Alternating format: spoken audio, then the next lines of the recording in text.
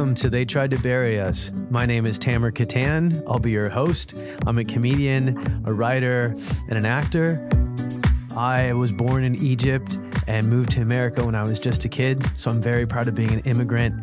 And ever since I started doing comedy, I've met more and more immigrants, and I have found more and more amazing stories, and that's what this podcast is all about. Each week, I'm going to have a new guest. They're going to sit down and share with us their American origin stories, and we're going to get to know each other better, and we're going to find out that we're all just the same. So tune in each week, tell every single person you know, and thanks for listening.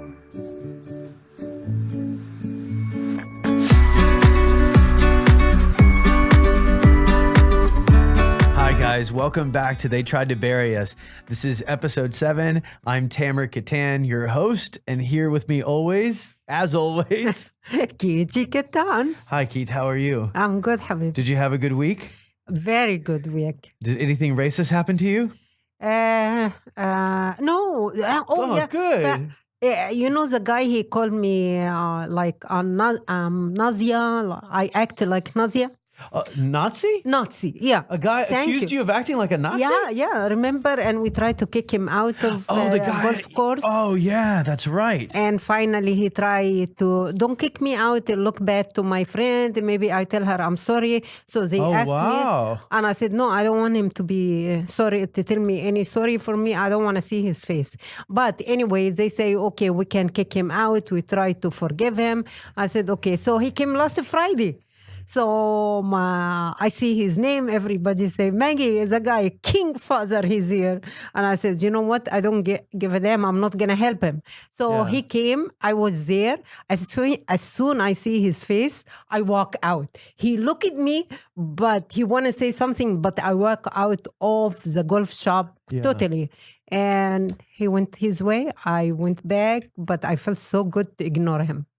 Well, that's nice. It sounds like he's starting to. Maybe he's learning his lesson. Yeah, my boss told me he felt bad and he need to talk to me, but I said no, I'm not gonna talk to somebody who called me. Well, good for you. Like I'm sorry. He's too old. If he's 12 years or 20 years old, I accept it. Yeah. But he's like almost 75, so you can't fix somebody like that. Cement has hardened. Yeah, sorry.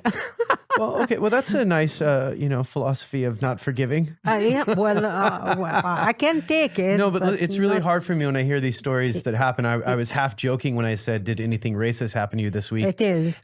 It's unfortunate that it does happen pretty often, but I'm glad that you have every right to be upset for a little bit. I hope you do forgive him in the future, but I'm glad that you're not making it easy because it shouldn't be easy. Yeah, he used really harmful words, and screw that guy. Yeah.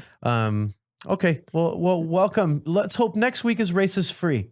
It is. It is. Good. I'm surrounded with good people. Yeah, I think next week might be racist free. Yeah. Okay. So listen, before we get started and we jump into your crazy racist week, I'm so excited to have on a guest whose podcast I did recently. She's one of the co-hosts of the Ethnically Ambiguous podcast, which is freaking amazing. I really love it. I'm a guy, and these are two girls. I kept hearing, oh, it's this podcast by two Middle Eastern women, and I don't have ovaries. I loved it. I thought it was great. You don't have to be a lady. I hate when people categorize things like that. But she's a podcast host, a poet, and a filmmaker.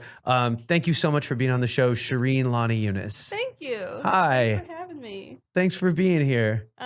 Yeah, I'm excited. You're hilarious. Thank you. Yeah. So are you. We actually met at a comedy show. What was it called again? It was called Arab Spring Break, I think. Arab Spring Break. It was like the first of its kind. They're trying to make it a regular thing, I think. That's right. It was a pretty good pilot, I thought. Yeah.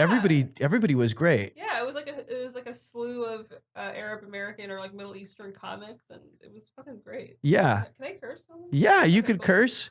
Okay, cool. This is sorry, Mom. No, I don't want you to say sorry. You feel My mom free. cusses. Can you say a bad word so the girls can feel comfortable? Pick a bad word. You just say one. Fuck anyone. Yeah. I love it. So feel free now. Okay, feel free. I love it. Oh man, you're coming in hot today. Coming in hot. I am. I met Middle East Kity young in women. fifth gear. Oh yeah. You don't call my mom a Nazi, you maniac. Yeah, fuck you. Yeah. So now you're free. I'm free. She's Good. free now. Free to say fuck as much as I want. Good. Well, you know what's so funny is you guys, you and Anna both you went up on stage. You're not, you guys wouldn't call yourselves comedians per se, No. right? You wouldn't, but both of you guys blew me away. I Thanks. laughed so hard at your sets. Because at the end of the day, for me, I've always thought of comedy, acting, like all of it is under the umbrella of storytelling. Yeah. And that's what you guys did when you took the stage, and you totally made me laugh so hard. And I was so glad to meet you guys and had a blast on your podcast yesterday. It was Thank really you. fun. Thanks. And I'm so glad to hear your story, because when I spoke to you guys about being on the podcast and I heard each of your stories, you're from Syria. So I asked you a bunch of questions about your background, and you have a really interesting immigration story, and it's perfect because I heard this thing in an article the other day about twilight, the time between day and night, being this strange in-between period. Yeah. And this person started describing twilight as this time of day where you're not really sure how to behave. That's my favorite time of day, actually. It's my favorite time of day. And it also made me start thinking of you and me and Anna and a lot of other people that are kind of like in between two cultures. In a lot of ways, we're like twilight. We're like fucking human twilight. We're human twilight. This is the best time to take pictures is with us. Yeah. So magic hours. They are the magic hours. So listen, so I'm so excited to share your story, especially because I've met so many Syrian people, and my God, is like as a nation, as a country, that you guys have been through so much in the last decade. But I want to hear your story. So tell me about your family. Where did you immigrate from, and what was it like? Okay. So my parents are from Syria. My dad's from Damascus, and my mom is from a country town in Syria called Hama. And they met at work, and they got married in like mid 80s. What do they do at work? My dad was a civil engineer, and my mom, they brought her in as a translator. She studied English, and so they wanted her to translate for like clients, and like their story is hilarious. She was engaged at the time, and her fiance worked at the company but my dad was his superior, so he would like send him on like these long road trips on purpose because he hated him, and like he liked my mom, and like looking back on it, it's kind of crazy, like manipulative, but at the same time it worked, and he was persistent, and he got my mom, and I think they broke up because then she left the company and 2 years passed, and so he forgot about her. Like she was like, oh, she's probably married by now. But he saw her again in 2 years, and she had broken off the engagement with that guy, and like of her own accord, because she was like, you were right about him. And then they got together. Wow, that's so cool. Yeah. It's like Rudy, but if it was a rom-com. Yes. Yeah. And she was very liberal. She didn't cover her hair or anything, but both my parents are Muslim, but his family was far more religious than hers was. Because it was like religious in like a very strict, in my opinion, closed-minded way.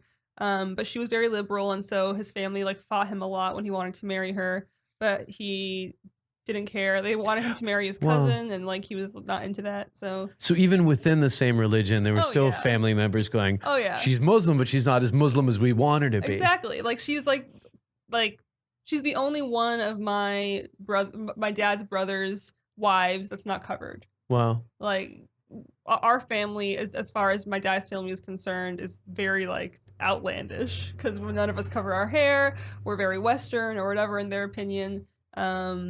They call my dad every time, like if I post a picture that's like, I don't know, me in a tank top or me in shorts, my dad will get a call from like my uncle or something. Wow, like, that's crazy. Like, you've raised your children so wrong and all this other stuff. And my dad will defend us to no end, and I really appreciate that. Yeah, that's really great. This is awesome. I got lucky with my dad. He's the most liberal out of his family, and I'm so lucky for that. He's so open-minded, and he thought it was backwards to marry your cousin, and even though they wanted him to, a lot of his brothers married their cousins, which is culturally it's totally fine, but I think it needs to die out eventually. Like it leads to problems down the road.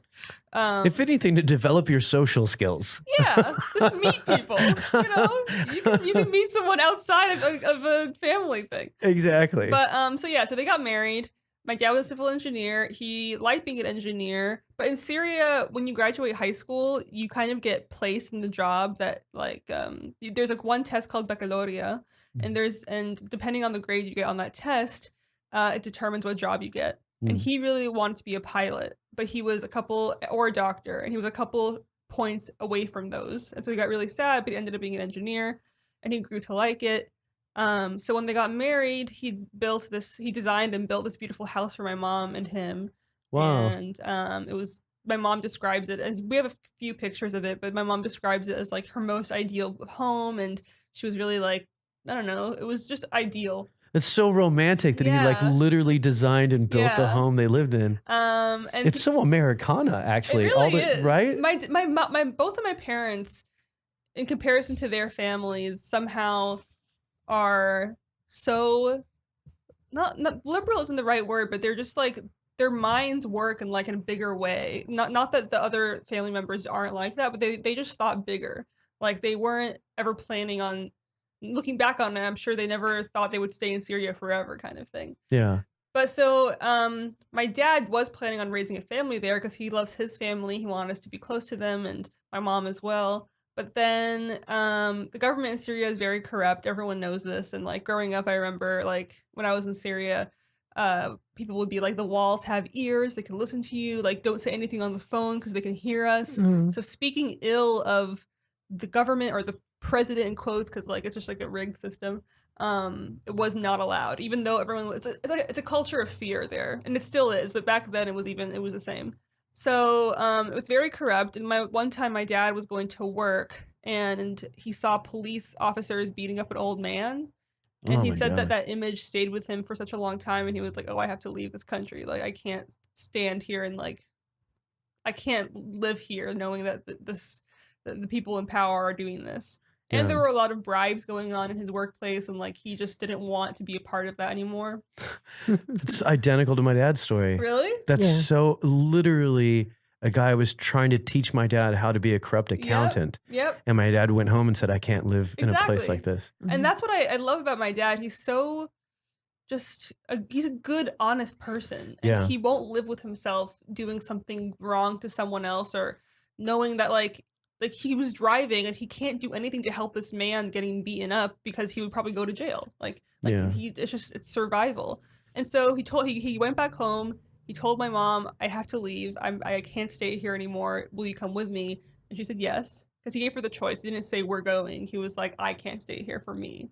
And so it's very progressive. Very progressive, especially compared to his family, who were very conservative, closed-minded people. That'd even be progressive in an American household. Oh yeah. It's just not standing by, like letting he didn't want to raise a family with that. You know what I mean? Yeah. And so he had a brother in Spain, but so he was thinking of immigrating there, but they weren't that close or something. And he had a friend in America that was like, come visit and see what it's like. And he was like, okay, like I've always been interested in America, because everyone in the Middle East, especially like back then, had this fantasy about like the American dream, like this Western cowboy culture. And now it's a lot different because we have like this idiot in the White House. But back then, bravo, good for you. She loves people that hate Trump. Keep going. Everyone should hate Trump. He's a garbage human. But back then there was like this Western dream that everyone was like obsessed with. And my mom loved Western music growing up. Like I remember I went to her old bedroom a long time ago, and there was like pictures like George Michael and like I don't know, like Cher and everything. Like she was obsessed with like these Western figures that like gave her so much joy. Like I remember I played ABBA during Thanksgiving just recently. I was playing ABBA, and she was like, I used to dance to this song all the time. Like I was like, there are parts of my mom that I'm discovering constantly, and it just makes me so grateful for her being my mom. So anyways, so they ended up, my dad left her in Syria for a couple months because he wanted to like scout out America, and he went to different cities. He went to Houston, he went to Denver. He thought Denver was way too cold. He didn't like Houston very much. And then he went to LA, And his friend, like a friend from years ago, greeted him at the airport because he said, like, you can come and see what it's like. And immediately after that happened, like, he met this giant community, because in Orange County there's a huge Arab American community. Yeah, it's really big. There's like a whole like neighborhood of grocery stores that are just Arabic, and a huge Muslim community. And so my dad saw that and was like, wow, this is really supportive. And the weather reminded him of Syria too. So he was like, this is where it is. Like, I have to come here. And so he found a job working the graveyard shift at a gas station and the daytime shift at another gas station across town. And he saved up enough money eventually to bring my mom over. And that was like in 85, 86, and maybe 86. And then my older sister was born in 88, and I was born in 90. But when I was a month old, my dad had trouble finding more work. And during this whole time, we moved around constantly. We were like apartment to apartment. And my mom describes it as like, even though they were struggling, because my dad couldn't use his degree here. It was a different, like, he had to like take a test or something, and like he kind of wanted to like do something different, I think, anyway. Yeah. So my mom describes it, even though they were like living so frugally and like not with a lot of money, she just said they were always so happy. Like, she would like help him at the gas station sometimes if he was too tired, and like like they had one car that she would like, he taught her how to drive in America because she didn't drive in Syria. So we taught her how to drive. They had one car they would share. She would drop him off, like go get groceries, like take care of my sister and I, and like they just, so they were a team right from the start. Their marriage is something that I mean, I don't want to get married, and I don't like the idea of I don't know, like being a wife, but their marriage is something that I really like look at, and I'm like, that's a team. Like, that's a partnership. Yeah. Like she supported him whatever he wanted to leave Syria. She was like, I'm with you. Like, I think you're on the right track. Like, she believed in him, and I think he needed someone to believe in him, and vice versa. So, and he was someone that was always supportive. Like, he didn't force her to cover her hair. He, like, even though his family wanted him to, he was accepting of everything, of the person she was, the Western, like funny person she was. Yeah. And so when I was a month old, my dad had trouble finding more work. And so, so how long had they been in America before you were born? Like 5 years? 3 years. Maybe, okay. Or no, 4 years. 4 years. Okay. 4 years. And during that time, anyway, we'd like go back and forth to visit. But when I was a month old, we moved back, and we were there for a couple of years because my dad had trouble finding work. He decided to give it one more chance. Ooh, such authentic environmental background. I love it. And so he had trouble finding work, but they went back. And so I was there when I was younger. But then the same thing happened where he's like, I can't stay here. Like, he was reminded of like, this, I can't, especially after being in America. And like, he always talks about how, as shitty as the government is here, he never got, he's been lucky to the point where like the only times he's gotten in trouble was like when he was speeding. Like, no one pulls him over. Like in Syria, people will pull you over for nothing and like interrogate you and put you in jail. And here he was like, the only time I got in trouble was when I was speeding, and I deserved it. You know what I mean? Like, yeah. It's funny because there's such a pattern like with the people we've been meeting. And one of the things that started to stick out to me is that America is not a place. It's a personality. Yeah. And the one thing I'm noticing, like, and I say this in my comedy a lot, I said no one in this country has more in common with the founding fathers than people who would leave everything they know for the pursuit of happiness. 100%. So it's like, I think there's so much focus on what's made in America, and there should be more on what's made of America. Exactly. Like, you can have an accent and be made of America. 100%. You know, it drives me, like, if we're going to be so rigid on who's allowed to come in, we should be rigid on who was born here, but allowed to stay. I 100% agree. You know what I mean? Let's have a test on the way out as well. It's absurd. Like, my dad is more American than anyone I've ever fucking met. Yeah. Like, he is just same with my mom. Proud.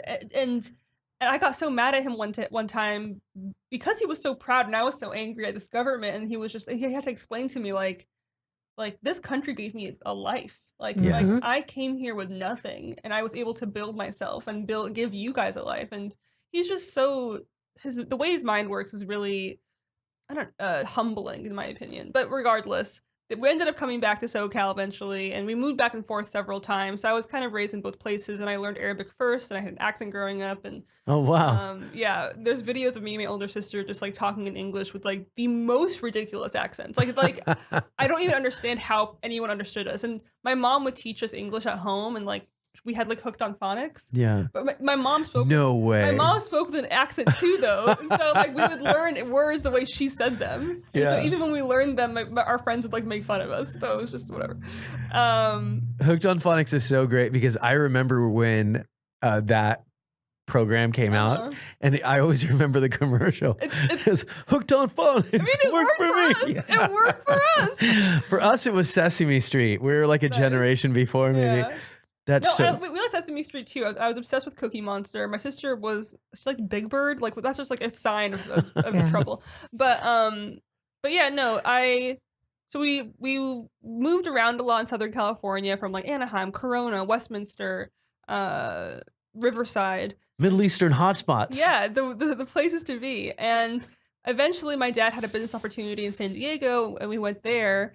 And he ended up starting a clothing business there, and now he has a couple of stores that like sell Dickies and medical scrubs, and like I would get all my shoes from there. These shoes are from my dad, like these Converse. Like growing up when I was like in high school, I'd like get Vans and Converse from my dad's store, thinking I was like so fucking cool. That is cool. But then on the flip side, I had to work there like every summer and every break I had. So so it's like give and take. But yeah, and then that's like their immigration story. And when it comes to me, I guess I personally didn't immigrate here because I was born in Anaheim, but you went through sort of an immigration. I did. I mean, you were technically born in Anaheim, but you had an accent. You were learning English, and So like, I remind people that like Arabic was my first language. That I'm really proud to be Syrian, and like I have a lot of pride being Syrian, especially now because of what's happening. And like when I was growing up, I'd tell people I was Syrian and they'd be like, cereal? Like, what is that?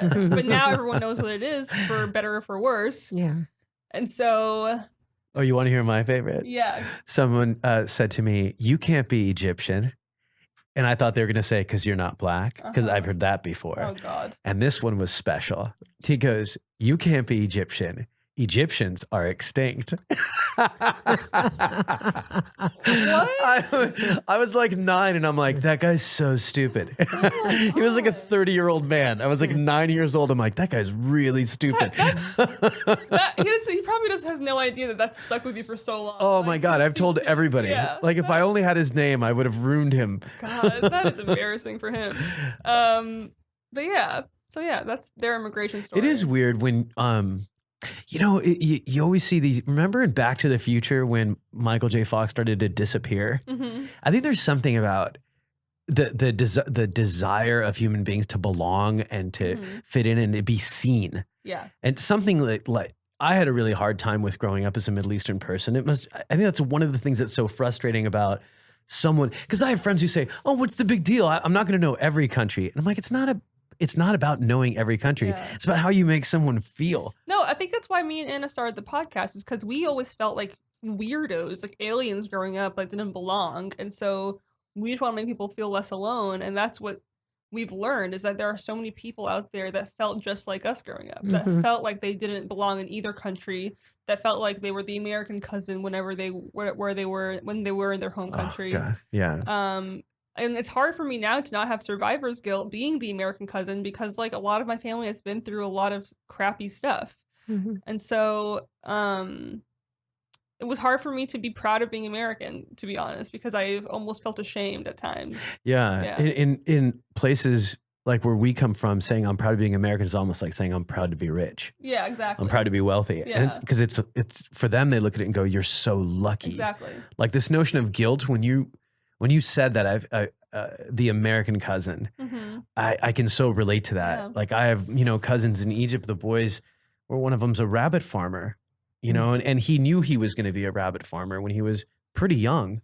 Yeah. And, I just feel like they have so many less opportunities than I do. And I do feel guilty a lot of times. I feel like I work really hard for everything I have and everything, and I'm grateful for it. But by default, we had opportunities, and our minds were formed differently, where we could have the option. Like they don't have they're raised in a culture that doesn't give, not a culture, but even just like a political system that doesn't give them the option. Like they grow up not even considering that they could do something. Yeah. And that's not their fault. It's the fault of the society around them. Yeah. What's funny? That you just reminded me of something as you were talking about this. The thing that your dad and my dad had in common about not wanting to be in a corrupt country, and that's why they came to America. It's like the only people I don't want coming to America are the people that don't want to leave. Exactly. The people that are willing to risk it all and come here, that is the greatest test of all. Yeah. Like that, those are the exact kind of people we want here. People that are like no to corruption, no to treating people poorly, no to treating to governments like treating people like shit. Like that's the exact kind of American you want here. Yeah, I agree. I 100% agree. So I'm getting political on No, I Sunday. like it. It's good. It revs us up. By the way, your country, it's the best country they do dessert. Oh, yes. Oh my God. I mean, I'm gonna the best. I'm biased. I think it's the best country for all food. Yeah. But dessert 100%. Special dessert. Yeah. Oh my God. Like knafe. Kunafa, baklava. Oh my God. The best. Yeah. So Yeah. When I lived in Brooklyn, my Middle Eastern place that I went to was Syrian. It should be. And it's because you get to test it out there. Like there's lots of different. There's like Lebanese, which is everybody thinks it's the Lebanese that are the rulers, but really Syria is consistently blown me away. Middle Eastern food. I agree. really Time and time again, like Damascus, you know it's the king because Damascus is literally the oldest city on earth, and there's so much history in Syria. Like the Arab food, in my opinion, is Syrian food. Like it stems from that culture and that history. And my dad is like very proud of being from Damascus, and like just hummus is like was invented in Damascus, and like kebab and whatever, and like it's but yeah, there's so much rich history there that not a lot of people are aware of, and it infuriates me when people are like hummus and Israeli food or like falafels from Israel or whatever, knowing that like Israel is like less than a century old and Syria is thousands of years old. Yeah. And but yeah, it just, you have to just. You know what I love about your podcast that you guys do is I think a big part of racism getting diluted is people just becoming familiar. And like, I love that you guys, in a very Trojan horse kind of way, in the form of entertainment, like teach people about your home countries. Yeah. And like, I didn't know hamsters came from Syria. I didn't either, honestly, until Anna brought it up. But it's like such a cool way to like remind people. Like at the end of that, I'm going, yeah, we are all the same, man. Yeah. Like whenever I think of hamsters, I think of elementary school and like nice, pleasant experiences, you know, nothing negative. It's so polar to the things we hear in the news when we hear the word Syria. Yeah. So it's like even something as small as that is a huge deal. I appreciate you saying that, because I think that's like kind of what we're trying to do, is like not lecture people about like why they should agree with us. It's more just like trying to show them that we are all the same, and like we just have we think humor, in my opinion, is like the best form of therapy and just it's a catharsis. And so if someone could learn from our dumb jokes about like serious stuff, then that's all I can really hope for. No, well, you guys are doing a great job. Thanks, you made a fan out of me. Yay! So it's funny. I was thinking about when I started doing this podcast, I was thinking about the definition of immigrant. Okay. And simultaneously, I was watching what is that show? When they it's like Punked, but for alcoholics. There's a show like that? Yeah, they punk alcoholics and drug addicts. Intervention. That's Intervention. Oh, I was like, that's really fucked up. To It's not.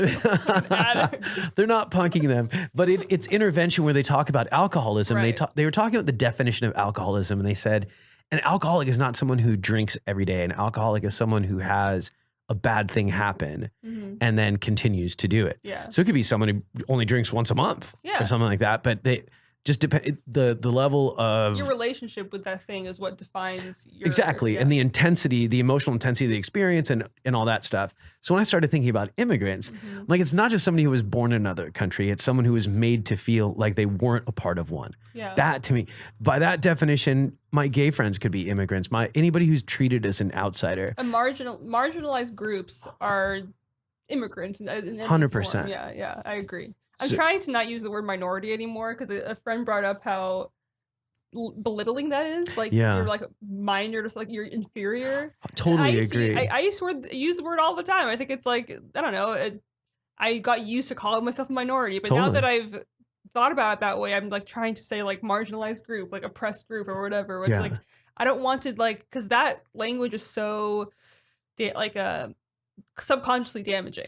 I totally agree. Yeah. I think it's the software that came on the computers that we got when we were raised in America, and some of the software we saw consciously, and some of it was like that U2 album that we're like, we didn't buy this. Exactly. Why is this in my computer? Yeah, I can absolutely relate to that in a big way. But when I asked you about your worst day in America, that's when I went, oh my God, Shereen's 100% an immigrant. Because that experience is something that I think is exclusively. I think someone who was born in America and an American citizen could understand it, but I don't think anyone could feel what you feel unless they went through what you're going through. Well, just like what you said about my dad, like he is the most American person, like so proud, will defend this country to no end despite its shortcomings because of the opportunities it gave him.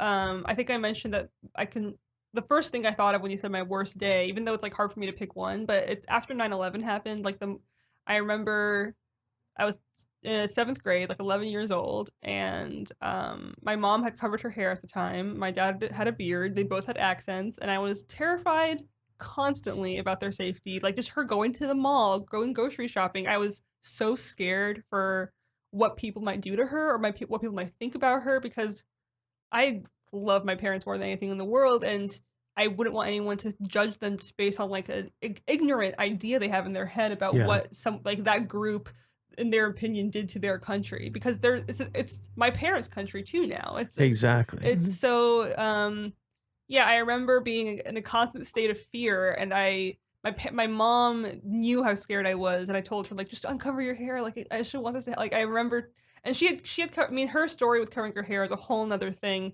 that has like a lot of history. She's uncovered now, but when she did cover her hair, she was working as a lunch lady in my school because she wanted to spend more time with us.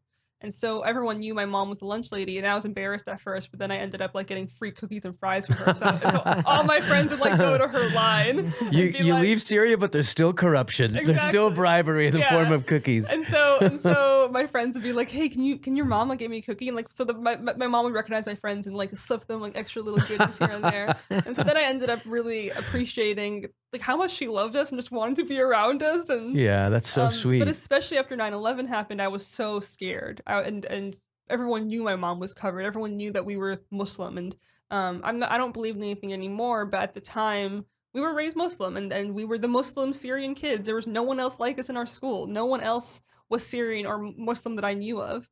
And there was like one girl I think that was Muslim, but she was Indian, and people thought we were like people would get us confused. It was just really annoying, even though we looked nothing alike, but just because we looked a little similar and we're both the same religion. I don't know. So after 9/11, I would say I realized how fearful I was for the safety of my family, just because I knew that people were so dumb and so ignorant and hateful for the wrong reasons. Yeah. Because I don't know, like my parents have never done wrong to anybody. Like they're just like living their best lives as best as they can. And if someone thought, and like that's why I would get so mad every time we'd be stopped at an airport. We would always get interrogated at airports, and I'd get furious. I always had a really bad temper growing up, and I'd get so mad. And my parents would just like let it go, like let it slide, and they taught me a lot about that. But I mean I still get mad, but I don't know. It's an incredible lesson to learn at such a young age. Yeah. Like it's a crazy thing to feel injustice like that and learn to bite your tongue. Yeah. You know, it's almost like getting a merit badge. It's a valuable thing to learn, but it's such a hard thing to learn. It's so hard. Yeah. Well, it reminded me of what you said about your dad when you were on our podcast, when he went to get a job interview and someone said, we don't hire people named Muhammad. Yeah. And he was completely like fine, and he said, he went to shake his hand. He shook his hand. And he was like, if you're not going to be professional, I will be. Like that's like you can't. Yeah. You have to really like that. That's like a personality trait that I think marginalized people have to have, like have to adapt to. Like they almost expect that kind of ignorance because of who they are, and it's so unfortunate. But if some of those people, whether it's your dad or my parents, if they can learn to improve themselves from it, like that's the whole point of life, is just self-improvement, in my opinion. And the immigrants, in my opinion, are the best examples of that. Yeah, I agree 100%. Well, 9/11 was not just bad for Muslim people, for any Middle East people. It was very tough time. Sikhs, they wear turbans, and people were like, they're the problems too. Like any brown person that looked different was the enemy. I got a little bit of a beef with the Sikhs, though, if I'm honest, because they started doing ad campaigns where they just went, "Hey, you guys, we're not Muslim." Yeah, but that's even worse. That's even worse because you're saying that Muslim is a exactly. Thing. It was really. I got really upset by that. I'm like, that's not the point. I remember getting really upset about that too. Actually, like you shouldn't like defend yourself saying we're not this. It's like none of us are criminal. Like exactly. Like you saying I'm not Muslim is almost like I'm not bad. Like we're not the target. But that's even like as other marginalized groups, we have to come together, not further separate. Exactly. Each other. Yeah. I think that's something that, you know, what's so funny is one of the biggest lessons on wisdom my dad ever gave me was watching Lawrence of Arabia. When you just said marginalized groups of people not helping each other, it reminded me of a scene where there was a white man being tracking through the desert with this Middle Eastern or an Arab guide. And then he said, Sharif. Yes. And he said, obsessed with him. Right. I love and the scene was the white guy saying, "I need water." And he goes, "We can't drink from here because this well doesn't belong to us. It belongs to a different tribe." And he's like, "Are you insane? We have to drink." So the Arab guy went to get water out and they shot him. Yeah. And when they ran up on him, he said, "Why did you kill him and not me?" He said, "Because he should have known better." Yeah. And he said, "As long as you guys stay divided, you'll forever be a silly people." And I've never forgotten that line. I've never forgotten, like, I don't like when people who are immigrants there's this pull up the ladder phenomenon of like, okay, we're here now. And so we don't want anybody else to come in. Well, that's why I'm so angry I'm angry with Middle Eastern countries because instead of rallying together and supporting each other, we stay divided. And that's like my beef with like the governments of the Middle Eastern countries right now. It's like we would be so much stronger together. We would be so much stronger. And instead we're being so silly and petty, and like being petty is a huge part of our culture. But I mean, like regardless, it's just like get over it, you know? Like I don't know. That's why Middle East now in terrible shape because they never together.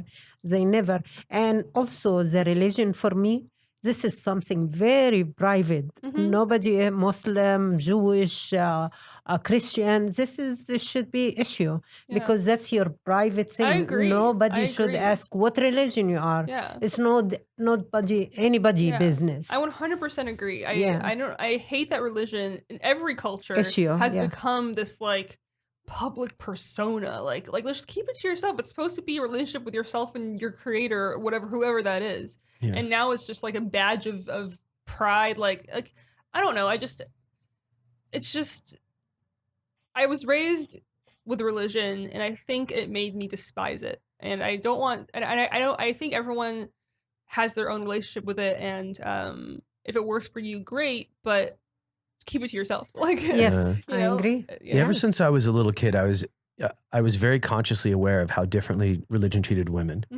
And like I know a lot of people in America right now are talking about how difficult it is right now for women in general. But I think Middle Eastern women have it harder than any other Middle Eastern immigrant. I mean, do you agree with that? Oh, 100%. It's so bizarre. Like I keep thinking to myself, if we went back in time and the person who decided, oh, I don't like when this guy looks at my wife, if he decided that it wasn't his wife that was wrong, but it was the guy that was looking at him that was wrong, like how different, that makes sense, right? She's not wrong. He's the one who's having. Oh, even like not even being an immigrant, I think Middle Eastern women, like I remember whenever I was in Syria, me and my sisters, even if we had a boy cousin that was younger than us, we couldn't go and buy something from the store by ourselves. We'd have to have our little boy cousin come with us. Unbelievable. It's like you raise these girls to feel incapable of being by themselves, of being weak. Whether it's in a country like Saudi Arabia where you can't drive, or like, and you can drive in Syria, sure, but it was uncommon. Or like getting in a taxi by yourself. Like you're raised in a culture of fear and of feeling inferior by default, and you don't realize it's wrong until you're out of it. Like it's because that's what you're raised with. And even like subtleties like having to pray behind the men, I love the religion of Islam. I think it's beautiful, but I do think that little things like that it makes sense when you're like, well, you don't want to show your butt to men, so that's what you're like behind them. But like at the same time, it furthers this idea that you are not equal, that your place is right behind this other gender. 100% agree. Yeah. Like the closest I can relate to it is when I was a kid, there was a lot of gang activity at my school, and we got a letter telling us what colors we can no longer wear.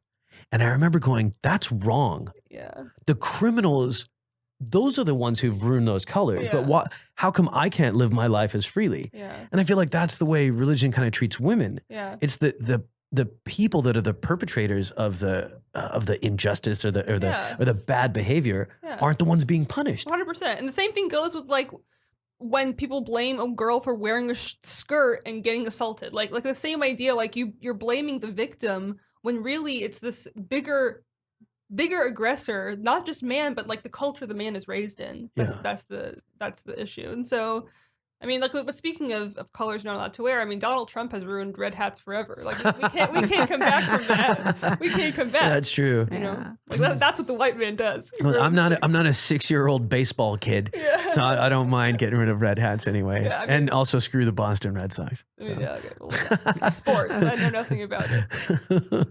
But yeah, that's well, I don't know what we're talking about. Women. Yeah, we went on a female tangent, which is good. I like doing that because I've always felt like you guys did have it harder. But even here, I think Anna and I have both bonded about this even before we had the podcast. Like, we were like the hairy, weird kids growing up. Like we just looked different. We had these big eyes. We had big features, and we didn't look like our friends. We didn't belong. We didn't feel like we belonged. I think even the culture, the Middle Eastern woman culture, there's a part of it that's like obsessed with hair removal. And like I remember being 12 and getting my arms waxed. Like there's an idea that there's almost like a hatred you learn about your body, like where you're ashamed of it. And I don't think it's purposeful. I think it's just, especially being raised in America as a Middle Eastern woman, you already think you are weird. You think you are not an actual woman because you look like you're hairier or you have huge eyebrows or I don't know. It's just I remember being so self-conscious about my body, especially because like I don't know, me and my sisters have like figures and stuff, and I was very self-conscious about it when I like went through puberty and stuff. And what about when you went to Syria and saw people that did look like you? How did it feel? It felt different. Well, that's the thing. I still felt Americanized because I remember like my sisters and I was straightening our hair, and like I felt like I was betraying my culture, like because I was straightening my hair. I remember I was still, and like even the clothes we would wear, we would like stick out like a sore thumb. It was like they looked like me, but I also was like I'd always think like if I stayed here, would I be like them, or would I still be my own person? That's so weird. I have that. Yeah. You and Anna both say these things. And when you say them, I went, oh my God, you just said out loud a thought that I've only said in my head. Yeah. It's so bizarre. It almost is like being an immigrant is a whole other nationality. Really? It really is. In this country that kind of doesn't exist. Yeah. Can I add something about waxing? Yes. You are lucky. Please do. Because waxing, it makes your skin so soft and beautiful. I have the softest, smooth skin. No, I mean. So I'm lucky about waxing, not shaving. Oh, yeah. Shaving, it's terrible. Yeah. So feel good about waxing. It's a great thing. In retrospect. It's sexy. No, in retrospect, I do feel like my years of waxing have lessened my hair growth. They've made the hair finer. I used to have very bad skin on my legs, and the more I got rid of the hair, the more my skin improved because it wasn't like the follicles weren't there anymore. And I've even gone through laser hair removal. Like I'm not ashamed to say that. Like I feel like I have dealt with body hair a lot, but I don't regret growing up like that. It's just different. Like my white friends never thought to wax their arms. My Asian friends never had an issue with body hair. So it was just me and my sisters that were like, we're hairy weirdos. Like, but you only felt weird because there weren't any representations of your culture on TV. Exactly. I mean, and especially as someone, I've always been creative. I've always been interested in like creative fields. I never saw comedians that looked like me, and I loved comedy. I remember the one thing I knew when I was growing up was that I loved making people laugh. Yeah.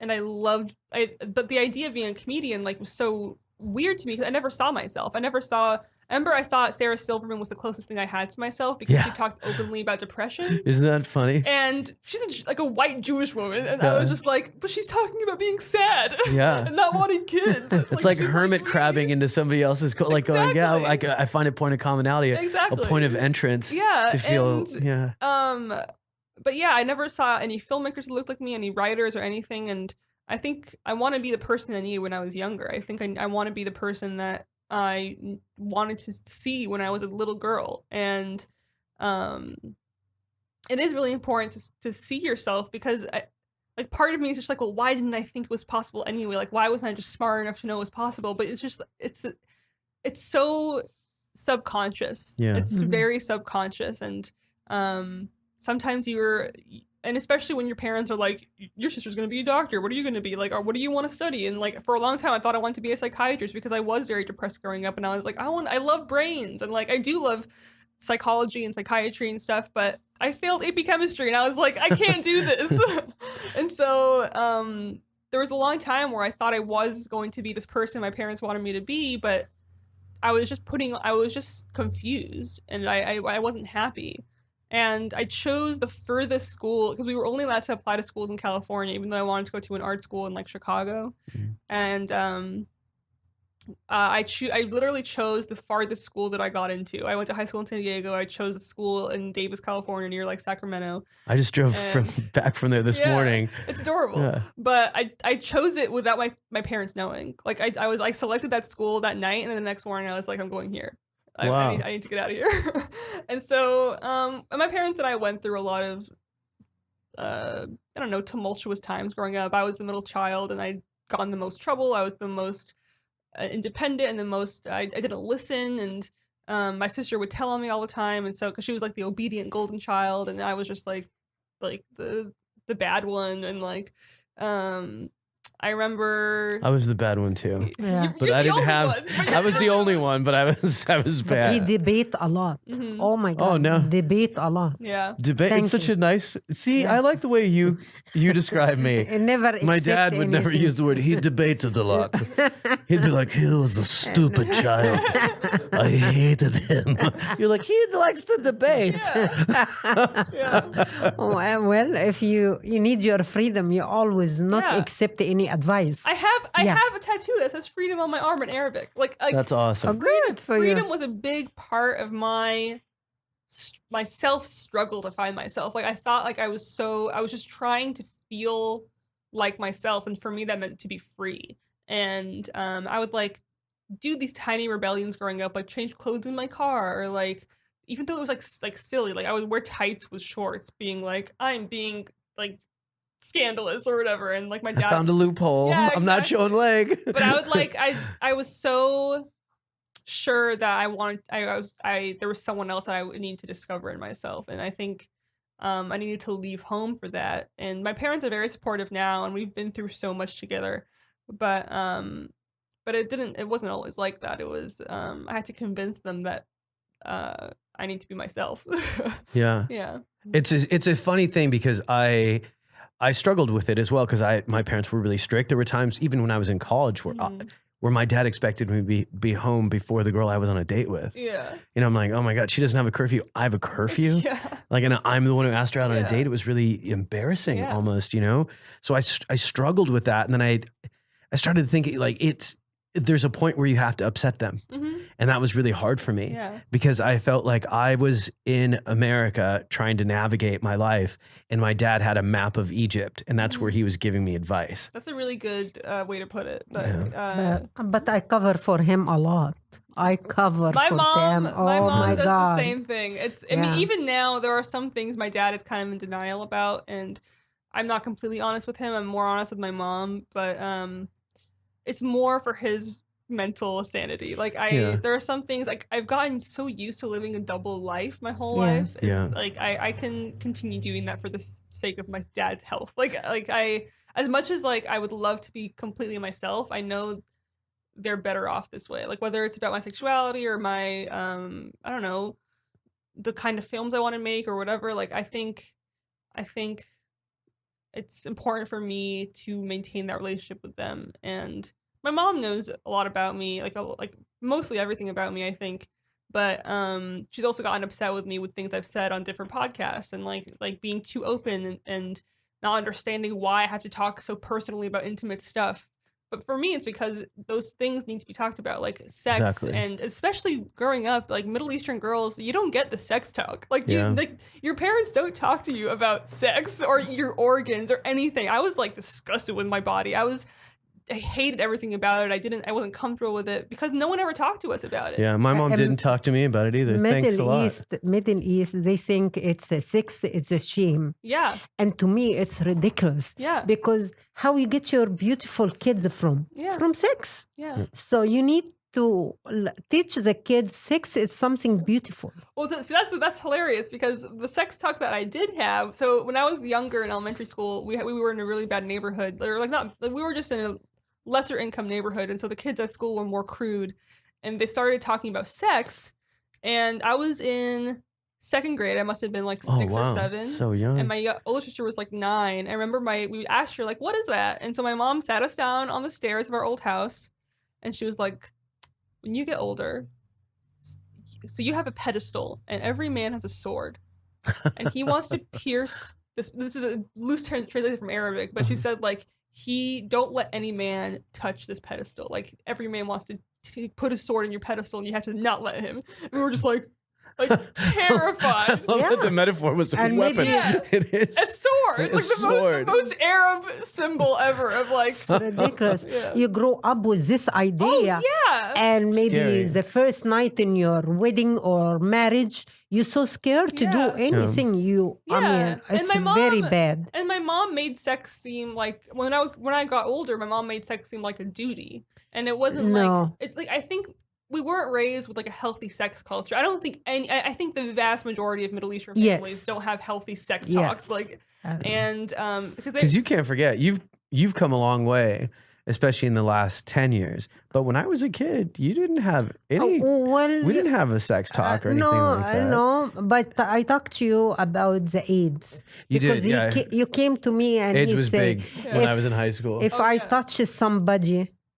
touch somebody or girls, she can get pregnant. And I said, no. Yeah, that's true. Yeah. Well, at the time too, she had her best friend was a gay guy that owned a flower shop who happened to have contracted AIDS. Whoa. So we were like going and visiting in the hospital and stuff. So there was a lot of like, it opened up those sorts of conversations, but as far like male, female, like Tino never spoke to me about anything. I feel bad for all the kids, immigrant kids, because I mean, the parents, they try to teach them the way they grow up back home. Yeah. But it's not fair. Here, You don't live back home anymore. Well, you know what it is too? It's like almost like I always felt like, why would you come to a country where you have all this freedom and all this opportunity and all this choice, but yet you only want me to be a doctor, lawyer, or engineer? Only have 3 choices. We moved all this way for 3 choices? That's what I thought. But then I realized you wanted me to make the safest choice. I wanted to make the best choice. And the learning for me after all these years is very rarely is the safest choice the thing that's going to make you most happy. Yes. Almost never. Whatever make you happy, you have to do it. That's what I always reminded my dad. I always reminded him, like, you came here for a reason. Like, I'm not going to be this perfect Muslim girl that you thought I was going to be. Like, I just can't. Like, I'm not that person that you maybe wanted when you raised me. You know what I mean? I think he's proud of all of us now, my 2 sisters and I, but I do think there's part of him that, like, will feel like he's failed as a father if his daughters aren't good Muslim women. Yeah. And I'm already not that. Like, I don't really believe in anything, and I don't want to be married. I don't want to have kids or whatever. And I think I've already strayed from this ideal that he always wanted, but that's who I am. And I'm sure he'll be proud of that too, because there's such strength in that, and there's such beauty in that. That's like, you guys have really blown me away, like in the short time I've known you both. Like, it's so nice to see and hear like Middle Eastern women saying things out loud that they used to say quietly. But like, even I'm amazed at that. Like, I've gotten so much better just speaking about my feelings because of the podcast, and like because of connecting with people and just having Anna as a friend and having someone that like thinks what I have to say is important. And like we both agree that our voices are important now. And I think because we never heard these voices growing up, that's a bigger reason why we have to keep talking. And 100%. whether it's about like, and I felt so weird the first time I talked about sex, or like the first time I talked about like my relationship with my body or whatever, but the more I talk about it, the more normal it is. Like, because everyone goes through similar things, and I think talking about it is the most beneficial thing for like humanity and community, and for women, and even for men too. Like, knowing that there's a culture that, I mean, understanding each other is so important. Whether you're a man or a woman, it's the same, and or anything in between. It's just And either Muslim or Christian or Jewish, this is something it should be back off with anything. Your personality, it doesn't matter. I'm Muslim or Christian. This is your private thing. That's what I remind my dad. I'm like, I'm a good person. Like, good person. That's the number one. So but tell me what's your it's a perfect segue to, because I think you're a good person too. Thanks, man. So what is your tell me about your best day in America? In America? Or best day, in America. Okay, well, when you first, I don't think I answered this with America in mind originally. Okay, it doesn't have to be America. Well, when I think about my best day in general, I don't have one day, but I have like little moments of like eating corn in Syria or Damascus. Like, as soon as we got back, or we landed from the airport, we'd like get street corn and like eat it in my grandparents' apartment in Damascus, or like drinking tea in the morning with like kake, which is like this like biscuit that you dip in your tea. I love those. Yeah. Oh my God. With the date in the middle. Yeah. And then like samune, which is like this like baked bread my grandfather would get like every morning on his walks, or just sitting in the patio in my mom's hometown of Hama. There's like my grandfather's house, and there's a patio, and we'd eat like watermelon in the summer and pomegranates and pumpkin seeds, and just like hearing my uncles and aunts laugh, or like my grandma in the kitchen like with her pots and pans, and the noises of Syria mean a lot to me, and the smells of Syria mean a lot to me. Or the water wheels in Hama also are this like supernatural cosmic thing in my life. Love. I love it. I remember being in awe of this contraption, and they make this like crying, creaking noise, like a moaning, like the wood creaking and stuff, and it's like a species, like an animal that I am in awe of. And I remember like those moments of fascination have really stayed with me, and I even though I do feel like a transient floating thing, like I don't belong here or there, like I still think I'm kind of like an alien person, but the places I felt the most myself, or the most connection to something deeper, have been in Syria. And in America, I guess my best days are always just with my family, and like just little moments like eating Syrian breakfast together. And Syrian breakfast is like it's comprised of like these small plates and like family style, and like your utensils like the pita bread, and just spending time with my family, and just knowing that above all else, they're mine, and I'm so lucky. And it's a powerful thing. It's almost like water tastes better when you're thirsty than when you're not. And I think sometimes to be able to like the way that you describe your culture is so detailed and beautiful, and it makes me wonder, like, if you had never left, I don't know if you'd appreciate it as much as you do. You know, I think that's true. I think it would be normalized. Yeah. I don't think I'd appreciate those rubber like chairs in the backyard of my grandpa's house that are like made with these strings, and like little things here. I think all immigrant kids can relate to this, but like you'll get reminded like flashbacks of your home country. And I call Syria my home country, even though it's not technically my home country, I guess, but I have a connection to it that I can't reconcile. And like I'll smell, like I talked about this on the podcast that you were on, but like I'll smell like cigarettes and garbage or jasmine. I'll be like, Syria, or like cigarettes, garbage, and jasmine. I think we have an episode title. Yeah.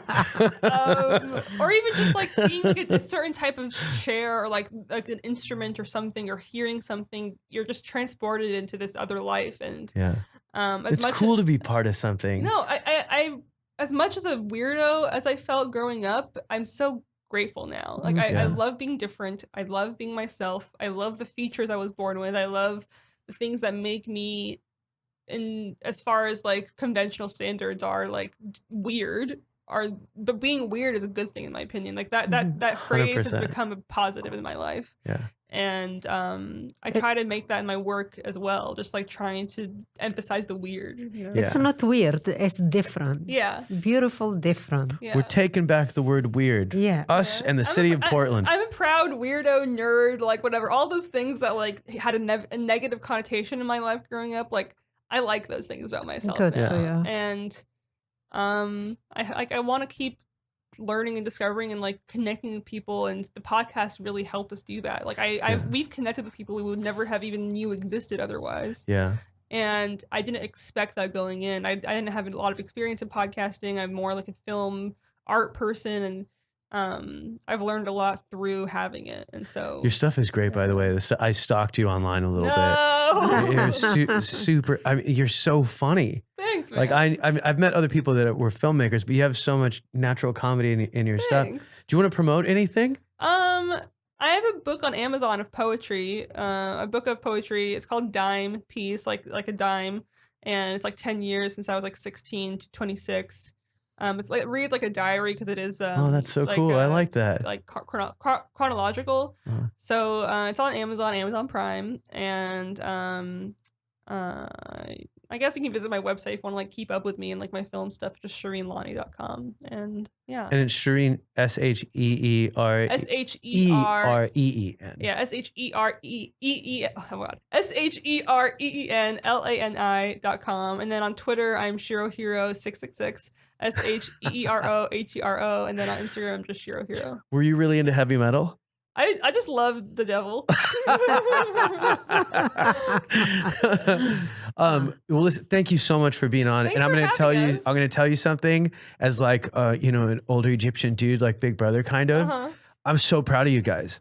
I don't know if you guys realize like how much of an inspiration you guys are for so many people and so many young women that are like, you're important, you know? Thanks. Like I've seen some of the comments people have written about you and stuff, and it's a really powerful thing. Thank you. So I'm proud of you guys. Is that weird for me to say I'm proud of you? I have gray in my beard. I could say proud. Can I use that adjective, Paul? Thanks. I could use proud. Thanks, bro. Of course. Sure. Let's take the word proud back. How about that? Yeah. Just keep it up. It was good work. Thank Yeah, you. you're doing Yeah. great. Can we come over for dinner sometime? 100%. I would love that. And my mom is an amazing cook who always claims to be Not terrible. like Syrian mom. I Oh mean, my God. Not like Syrian mom. I asked your mom, really, not you. That's true. Oh, yeah, You don't have sorry. to be there. You don't have to be Anytime. Why didn't they cover up the men? That would have been. That would have been better, honestly. Anytime. My home, it's your home. Oh. Whatever you love, I will also- make it for That's you. also a Middle Eastern thing, being very generous and 100%. welcoming. You know, we love food. Yeah. We always have lots of food. And the men, they keep saying, is this enough? Yeah. Yeah. That Yes, always enough. happens. if a Middle Eastern mom isn't like putting food in your face, it's not a real Middle Yeah. Eastern. Yeah, that's true. Can I ask you, what's your favorite food? Well, I don't eat meat anymore, and my mom, all the food I like now is like poor people food because there's no meat in it. Like as far as like Syria goes, so there's like mjaddada I really like Kushari? yeah. Okay, yeah. you're love welcome for kushari in my home. One of my A lot of favorites. lentil dishes, like there's harab isbal my mom made the other day for Thanksgiving, which is like this like noodle lentil thing, and she had never made it before, so like fried onions on it. Yeah, and that's then- kushari. I love Yeah. that. Yeah, It's that's one of my kosher. favorite Yeah. dishes. It's Yeah. so good, and like there's like mjaddada is just like rice or wheat and Yeah. lentils, and it's just like Or a very, burghul. or burghul, yeah. Yeah.